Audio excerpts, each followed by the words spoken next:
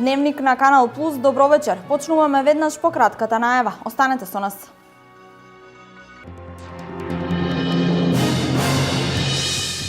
Субвенциите ги охрабрија младите земјоделци од Пехчевско да ја обноват земјоделската механизација. Наскоро ќе се издава државно земјоделско земјиште за производство на добиточна храна.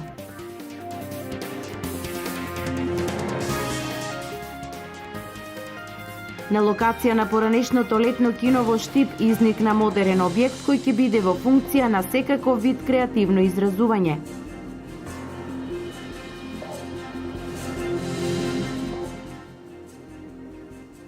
Штипското село Суво Грло се поврзува со магистралата Штип-Радовиш со асфалтен пат. Овој зафат на општината е во насока на развој на сточарството во регионот.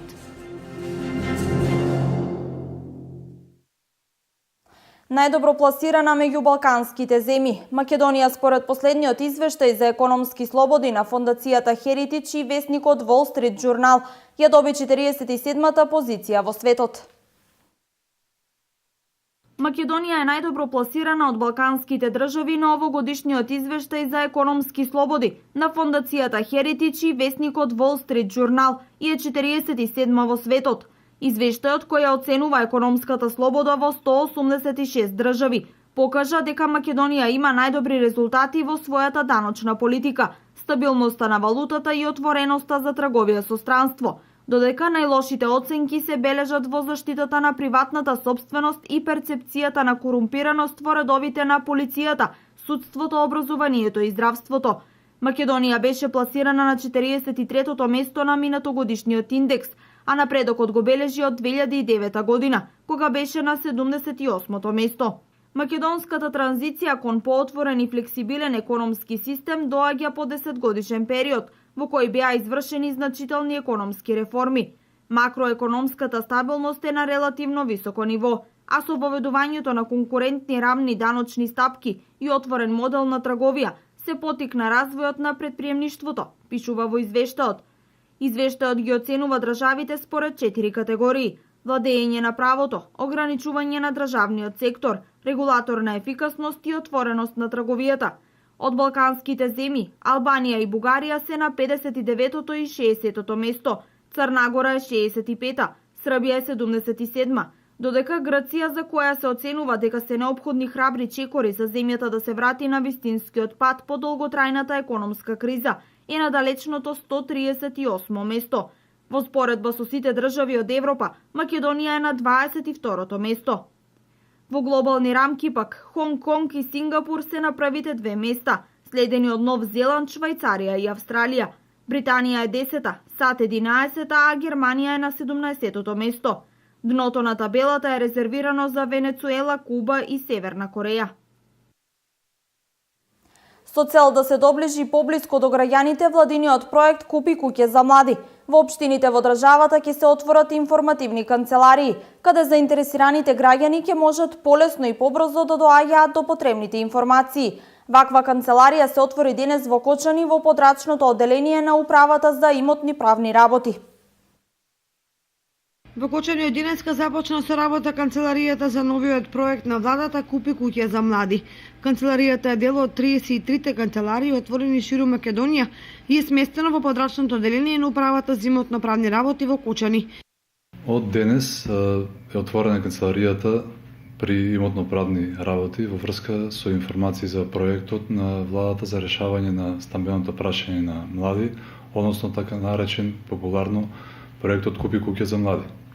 Канцеларијата ќе биде отворена секој понеделник и вторник од 10 до 15 часот во Управата за имотни правни работи во Кочани, кои канцеларии се наоѓаат во општина Кочани. За самиот проект би сакал да ги информирам младите дека е одлична можност да го решат своето стамбено прашање со помош на државата, односно со избирање на еден од двата модели на субвенционирање на кредит за решавање на стамбено прашање на млади до 35 години. Сите млади, брачни парови или млади до 35 и наполнени 35 години можат да аплицираат за овој кредит, на кој што не им е решено стамбеното прашање, немаат свој стамбен објект за живење.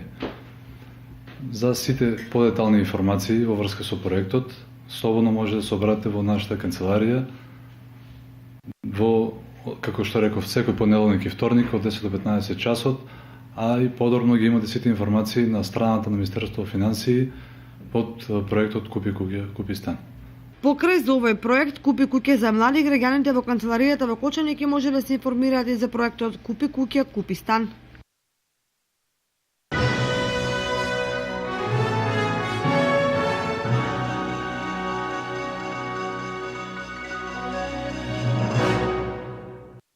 Продолжуваме на тема земјоделие. Младите земјоделци од Пехчевско се почесто набавуваат нова земјоделска механизација преку субвенционирање. Заменик министерот за земјоделство Ванчо Костадиновски вчера во село Негрево се сретна со земјоделците од Пехчевско. По барање на сточарите, владата наскоро ќе објави оглас за доделување државно земјоделско земјиште за производство на добиточна храна. 22 годишниот Стефан Стамболиски од Пехчевско е регистриран млад земјоделец кој успешно ги користи субвенциите од државата при набавката на нова земјоделска механизација. Новиот трактор кој тој го доби во голема мера ќе му ја олесни обработката на 4 хектари земјиште од кое обезбедува екзистенција. Голема благодарност до владата прво, до Министерството за земјоделие. Тракторот го земав пред 2 месеца од програмата што беше за развој на земјоделието поддршка. 10 крави имаме. Обработуваме 4 хектара земја и така со овој трактор полесно за полесни услови, полесноорање, косење се. Освен 22 годишниот Стефан, уште неколку жители од Пехчево добија нови трактори. Марка Lamborghini 70 коња. Јас и брат ми чуваме околу 250 овци и овој трактор ќе ни послужи за обработка на земјата, со што би обезбедиле храна за стоката. Обработуваме 10 хектари површина, од која и лучерка, и житарица, и сено. Тракторот го добивме оваа година, после 5 години аплицирање, еве ги ограбуваме и сите други да аплицираат и да ќе им дојде секако редот. При посетата на Пехчевско Негрево, заменик министерот Ванчо Костадиновски најави продолжување на мерките за земјоделците кои сакаат да добијат државно земјоделско земјиште под закуп за производство на добиточна храна. Која што добиточна храна ќе им овозможи поголемо стадо, односно проширување на стадата и пониски цени за добиточната храна, односно пониска цена, понисок инпут, влезна цена при производството на млеко и млечни производи и нормално да бидат нивните производи поконкурентни. Општина Пехчево е една од општините во истокот која успешно ги користи средствата кои беа на располагање преку програмата за рурален развој. Во вкупен износ од 24 милиони денари за изградба на улици, на уредување на излетнички места. Имаме направено улици во село Умлена, во село Чифлик, во село Негрево. Имаме направено резервоар во село Панчарево, тековно се изработува улица во село Црник од 1 километар и пристапен пат до локалитетот Света Петка во должина некаде од околу 600 метра. Инаку само во изминатата година вкупно 134 земјоделци ги искористиле поволностите преку мерката за поддршка на млади земјоделци. За покривање на нивната инвестиција, државата одвоила 1 милион и 300 илјади евра. Штипското село Суво Грло денес со асфалт се поврзува до магистралниот пат Штип-Радовиш. Должината на делницата е 3 километри, а вредноста на проектот е 200.000 евра. Асфалтирањето на патот до Суво Грло е во насока на подем на сточарството во овој регион. Суво Грло е село во Штипско сместено на северните падини на планината Серта на 15 километри од Штип со околу 10 жители и 2500 грла ситен добиток, но и со непристапен пат кој им создаваше проблеми. Согледувајќи го овој проблем, општина Штип презеде мерки состојбата да се промени. Почнаа градежните работи за трасирање на нова делница од главниот пат Штип-Радовиш кон селото Суво Грло во должина од околу 3 километри. Парите во висина од околу 200.000 евра се обезбедени од Агенцијата за финансиска поддршка и рурален развој.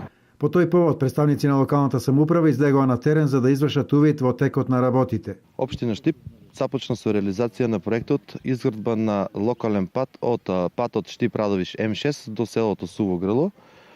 Вкупната инвестиција е 13 милиони денари без ДДВ. Должината на патот е 3 км, со ширина на асфалтот 3,5 метри и по 1 метар банкина. Средствата се обезбедени од Агенција за поддршка и развој на земјоделието и финансиска поддршка. Суво грло за прв пат од своето постоење добива асфалт и сосема разбирливо ваквата вест ги израдува оние кои до вчера со недоверба гледаа на ветувањата дека нешто ќе се направи за нивното село. А ако се направи пато, ќе биде за сите убаво. За сите, и за нас, и за секој што ќе живее, што ќе дојде, што ќе помине, за сите ќе биде добро. Се, ако се прави добро, ќе биде и за нас, и за галзите, за храна донесени. Ова село е идеално место за одгледување на добиток, особено овци и кози. Пристапниот пат ќе создаде услови за поинтензивен развој на оваа сточарска гранка. Финишираат градежните работи во мултимедијалниот центар во Штип. Наскоро Штип ќе добие центар за креативно изразување во секоја сфера. Овој објект е резултат на вмрежувањето на мултимедијални центри во прекуграничниот регион Креатива, финансиран преку ИПА програмата за прекугранична соработка на Европската унија. Се наоѓаме пред новоизградениот мултимедијален центар во општина Штип. Овој објект е дел од проектот за мрежување на мултимедијални центри во прекуграничниот регион. Проектот е финансиран со пари од ИПА програмата за меѓугранична соработка, а дел од финансиските средства и се на општина Штип. Мултимедијалниот центар е изграден на местото на некогашното летно кино, кое своевремено беше култно место за штипјани. Просторот пред да се изгради овој објект беше напуштен и представуваше грда слика за градот и место каде се собираа бездомници и наркомани. Со овој објект целосно се облагороди просторот, кој наскоро ќе биде пуштен во употреба. Проектот е завршен во рок, меѓутоа сега се работи на дворно уредување и оградување на самата локација, секако да добиеме многу подобар изглед. Тој дел не е предвиден во проектот што беше поднесен и тоа е обврска на општина Штип и градоначалникот веќе има и распишано тендер за изработка на оградата и секако ќе се уклучи јавното претпријатие ИСАР за уредување на дворното земјиште. Во мултимедијалниот центар ќе биде сместен креативниот текстилен кластер на Република Македонија и Република Бугарија. Освен тоа, центарот ќе понуди и други богати содржини во кои граѓаните на Штип ќе можат да ги изразат своите креативни способности. Тоа е повеќе функционален, во врска со тоа е регистриран и кластер за креативна индустрија, во која што членуваат повеќе од 33 мали и средни предпријатија од Република Македонија и Република Бугарија. Тој има поголема намена, значи може овде да се отвара Штипско културно лето, што веќе ми напомена од страна на општината дека токму и тоа ќе го направи градоначалникот. Може да се бранат докторски дисертации, да има читања од страна за одредени романи, за одредени написи. Ќе има и школи за англиски јазик, германски јазик да се изведуваат токму во овој центар. Може да има и изложби од страна на посебни ликовни уметници. Вредноста на проектот е 448.840 евра, од кои половина се инвестиција на Штипската локална самоуправа. Освен проектот за водоснабдување на Беровско езеро, општина Берово преку ИПА програмата аплицираше и со општинското средно училиште Ацо Русковски. Се работи за проектот Животната средина кој ќе вклучува еколошка едукација и размена на искуства со партнер училиште од Бугарија. Освен со проектот за водоснабдување на населбата Беровско езеро, општина Берово преку ИПА програмата за прекугранична соработка со Република Бугарија аплицираше и со проект преку општинското средно училиште Ацо Русковски. Со средства од Европската унија, училиштето ќе ја подобрува еколошката средина заедно со партнер училиште од Бугарија. Ја внесовме проектната документација и апликацијата за изградба на водоснабдителен систем на Беровско езеро, но морам да напоменам дека тука и преку Сдружение на граѓани од страна на Република Бугарија, тоест невладини организации и нашите буџетски корисници, тоест гимназијата, општинското средно училиште Ацо Русковски аплицира и се јавува како партнер во апликацијата прекугранична соработка, се со цел за да повеќе имаме можности да користиме средства од Европската унија и се разбира да тоа што ќе биде изградено утре биде во функција на на граѓаните, тоест во конкретниот случај на учениците од нашата гимназија. Тоа е проект мека мерка, тука средствата се многу помали, но јас мислам дека целта на аплицирањето и на изработката на таквите проектни документации не осознава повеќе, не едуцира повеќе. Проектот ќе вклучува еколошка едукација на учениците и размена на ученици и наставници, како и меѓусебно усовршување на двете училишта, партнери во проектот. Се работи за проект кој ќе ја подобрува животната средина, тоест од еколошки карактер. Тој проект, како што спомнав, е повеќе едукативен и мислам дека ќе има размена на семинари, на предавања, на обуки, на самите наставници, на дел од учениците и тоа мислам дека е главната поента и цел на проектот. Вредноста на проектот дополнително ќе се утврдува во зависност од тоа колку проекти ќе добијат зелено светло преку ИПА програмата за меѓугранична соработка. Голем е бројот на автомобили во регионот чија старост е над една деценија. За поголема безбедност во сообраќајот надлежните апелираат сопствениците ваквите возила да ги носат на технички преглед неколку пати годишно и задолжително пред подолги патувања. Во последниве години стана хит увозот на ефтини автомобили од Европа. Земјава веќе се заситува од увоз на вакви моторни возила од европските земји. Според некои проценки, најстариот увезен автомобил во моментот е со старост од 11 години. Возилата кои можат да бидат внесени во Република Македонија се во согласност со добиените хомологации и документот ТИФ, кој согласно европските законски норми ги исполнува условите за експлоатација во Република Македонија. Од тие причини, кај нас за последната 2015 година, иако годината на производство не е фиксна, се внесени претежно возила со годишна старосна граница од 99-98 година, или со други зборови, просечната старост на внесените половни возила во државата е преку 11-12 години, што станува збор за солидно старосна граница на возилата кои се внесени во државата. Факт е дека има внесено и возила со помала експлоатација, но за нив сопствениците ќе морат да издвојат повеќе пари, а за постарите ќе треба почесто да ги носат на технички прегледи. Во суштина возилата кои ги надминуваат 10 години старост, веќе пожелно е да бидат подложни на почести прегледи. Инаку основните правила при внесот на возилата и купувањето на употребувано моторно возило по правило би требало, значи секој кој ќе го земе возилото да може да на еден начин направи претходна проверка, на истото, како би можел да ги отстрани сите оние основни дефекти со кои би можело да се судри возилото подоцна.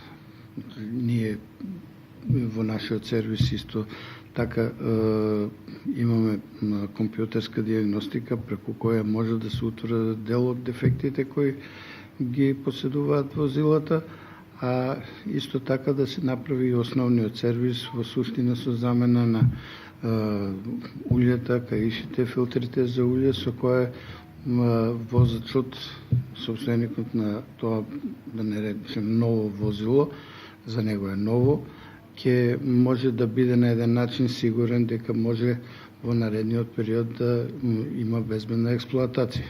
Покрај ова има случај македонци со странски државјанства да купуваат автомобили кои ги препродаваат во земјава на граѓани за пониски цени. Но со новите законски одредби, едно физичко лице во една година може да изврши увоз само на 3 коли. Од неодамна Министерството за економија подготвува и предлог закон за измени за трговија со кој би се забранил и увозот на автомобили и нивно препродавање на домашните пазари од страна на физички лица. Додека сегашните законски одредби овозможуваат трговија со употребувани моторни возила само на правни и физички лица. Штипската универзитетска библиотека Гоце Делчев во соработка со Министерството за култура организира саем на книга под мотото "Да се купи книга е права лига". На саемот ќе бидат понудени на продажба изданијата од серијата 130 тома македонска книжевност. Саемот што ќе се одржи на 3, 4 и 5 февруари е во чест на идеологот на македонското револуционерно движење и патрон на библиотеката Гоце Делчев.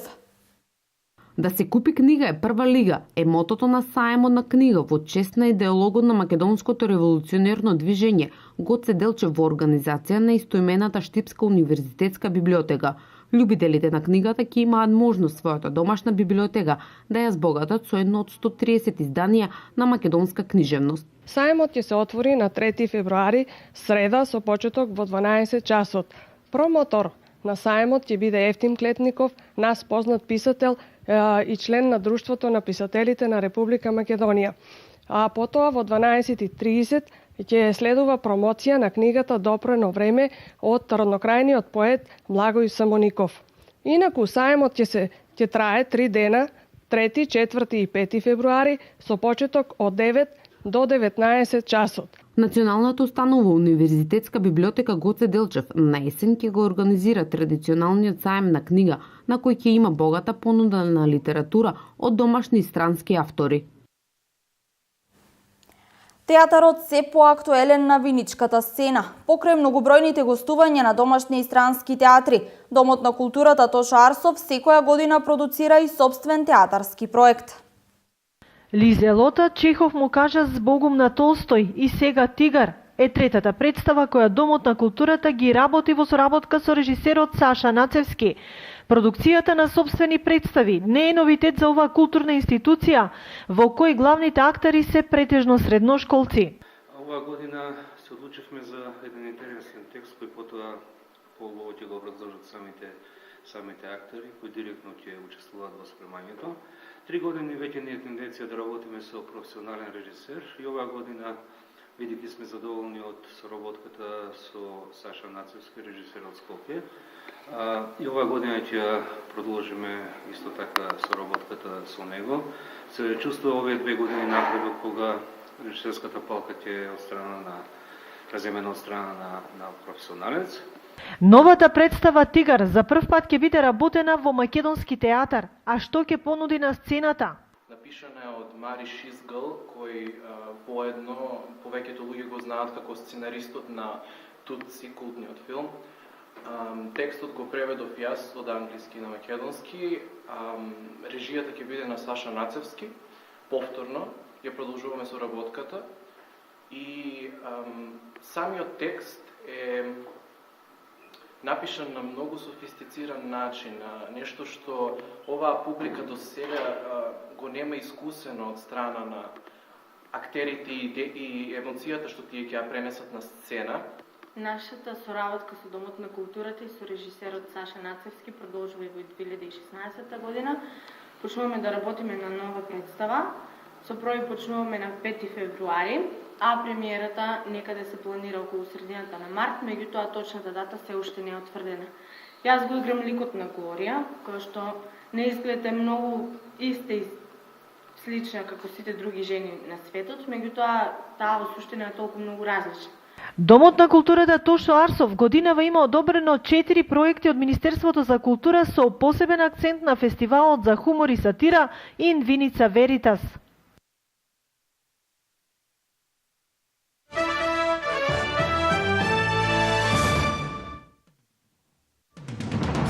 Повеќе од 70.000 луѓе останаа без електрична енергија поради силната бура придружена од обилни дождови, што вчера ја погоди американската сојузна држава Калифорнија. Ветерот со брзина над 120 км на час собори десетици дрвја кои ги прекинале електричните инсталации во окрузите Сан Диего и Лос Анџелес. Еден човек загина во Сан Диего кога дрво паднало врз неговиот автомобил. Властите предупредуваат од евентуални поплави во низа региони. Во планинските региони на Калифорнија, поради обилниот снег, полицијата затворила десетици патишта. Метеоролозите предупредуваат дека бурата ќе продолжи и ќе го зафати централниот дел на Калифорнија, вклучително и Сан Франциско. Потребни се милион работни позиции за бегалците од Сирија во земјите кои го понесоа товарот на бегалската криза од пред речиси 5 години, со цел да се подобри квалитетот на животот на бегалците, изјави председателот на Меѓународниот комитет за спасување Дейвид Милибанд. Во Лондон в четврток ќе биде одржана конференцијата со цел собирање средства за бегалците. На конференцијата ќе се разговара за можностите за вработување на сириските бегалци во Турција, Јордан и Либан, каде живеат повеќе од 90% од нив. Оваа конференција треба да стави крај на фикцијата дека војната во Сирија е веќе при крај. Британскиот премиер Дейвид Камерон и председателот на Европскиот совет Доналд Туск не успеа синоќа да се согласат за нацртот на договорот меѓу Лондон и Брисел околу новите односи на Британија и Европската унија. Постоеше надеж дека посредбата Камерон-Туск некаков предлог договор би можел да им биде понуден на другите европски лидери уште во текот на денешниот ден, за да може тие да се изјаснат за него до следниот самит на Европската унија на 18 и на 19 февруари.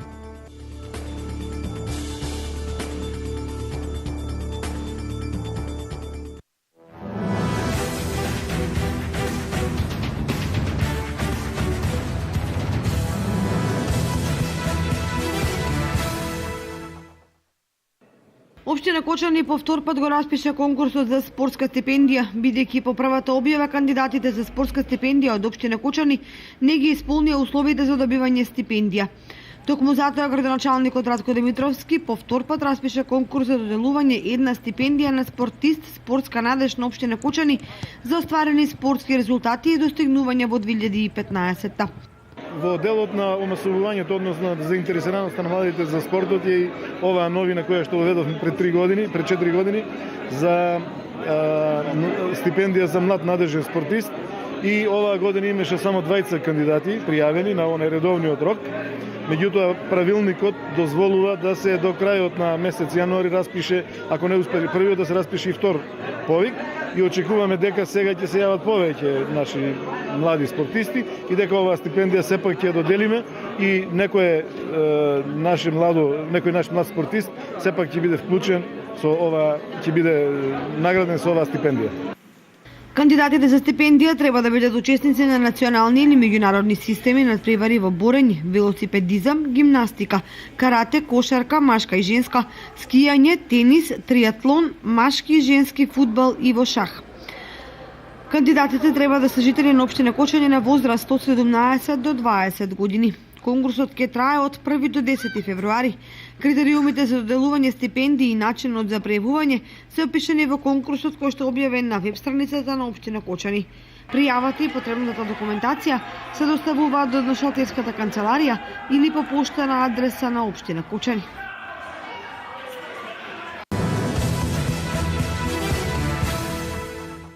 Првиот Гранд Слем оваа година повторно оди сосема заслужено во раците на Новак Џоковиќ, кој остана владетел на Австралија Опен. Во финалето успеа да го совлада и еден од редовните противници, британскиот тенисер Енди Мари, кој мораше да се задоволи само со второто место, а по надпреварот, преплавен од солзи и емоции, им се заблагодари на својата сопруга за неизмерената поддршка. Но ле покажа дека е еден од најдобрите тенисери на сите времиња, со вкупно 11 освоени Гранд Слем титули и веќе 6 на омилениот терен во Мелбурн. Инаку во конкуренција, германката Анџели Кербер ја победи Серена Вилијамс во финалето на отвореното тениско првенство во Австралија. Кербер ја порази првата носителка Вилијамс во 3 сета, во надпревар кој траеше нешто повеќе од 2 часа. Инаку наградниот фонд во Австралија изнесува 3.400.000 австралиски долари. Репрезентацијата на Тунис против која славевме на последната средба на светското првенство во Катар е последниот противник на македонската ракометна репрезентација во квалификацијскиот турнир за пласман на летните олимписки игри во Рио. Репрезентацијата на Египет славеше во финалето на африканскиот ракометен шампионат против Тунис и тоа автоматски го сместува поразениот од тој дуел во квалификацијската група во која Македонија ќе се бори за пласман на летните олимписки игри во Рио. Од претходно, репрезентациите на Полска и Чиле беа познати противници на македонските ракометари, па со Тунис се комплетираше групата во која Македонија ќе се бори за билет за Рио. Минатата година Македонија славеше против Тунис во рамките на светското првенство во Катар со резултат од 33 спрема 25. Турнирот ќе се одигра од 8 до 10 април, а домаќинот ќе биде дополнително соопштен од светската ракометна куќа. Пласман на Олимпијадата во Рио ќе обезбедат по две најдобро пласирани репрезентации во групите.